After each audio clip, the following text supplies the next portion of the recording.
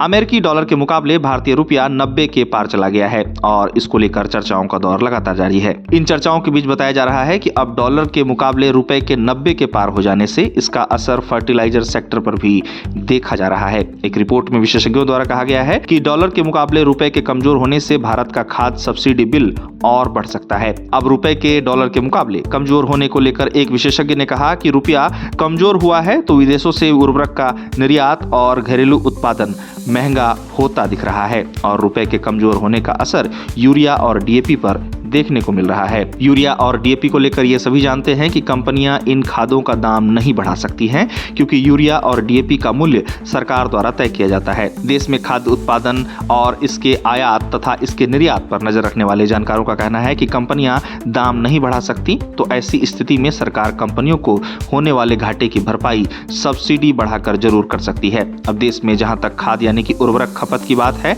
तो इस साल देश में खाद की खपत में भी बढ़ोतरी होने की रिपोर्ट सामने आई है। इसके साथ ही खाद की कमी की खबरें भी इस साल खरीफ सीजन के दौरान सुर्खियां बनी रही तो वहीं वर्तमान में चल रहे रबी सीजन के दौरान भी देश के कई हिस्सों में खाद की कमी की खबरों ने सभी का ध्यान अपनी ओर आकर्षित करने का काम किया है। इसके साथ ही ये भी जानिए कि इस बार खपत को देखते हुए विदेशों से खाद का आयात भी देश में जमकर हुआ है। आंकड़ों के मुताबिक इस साल अप्रैल से अक्टूबर के महीने के बीच 2024 के मुकाबले यूरिया के आयात में 137% की बढ़ोतरी दर्ज की गई है। वहीं अप्रैल से अक्टूबर के बीच डीएपी के आयात में 69% की बढ़ोतरी भी चर्चा में रही। साथ ही एनपी और एनपीकेएस खादों के आयात में 81% की बढ़ोतरी इस अवधि के दौरान देखने को मिली। विशेषज्ञों का कहना है कि रुपए के डॉलर के मुकाबले कमजोर होने का असर केवल खाद्य आयात को ही महंगा नहीं करता बल्कि इससे देश में बनने वाले खाद्य की लागत भी प्रभावित होती है। गौरतलब है कि भारत अपनी खपत के अनुसार कई देशों से यूरिया का आयात करता है और इसका उत्पादन भी करता है। ऐसे में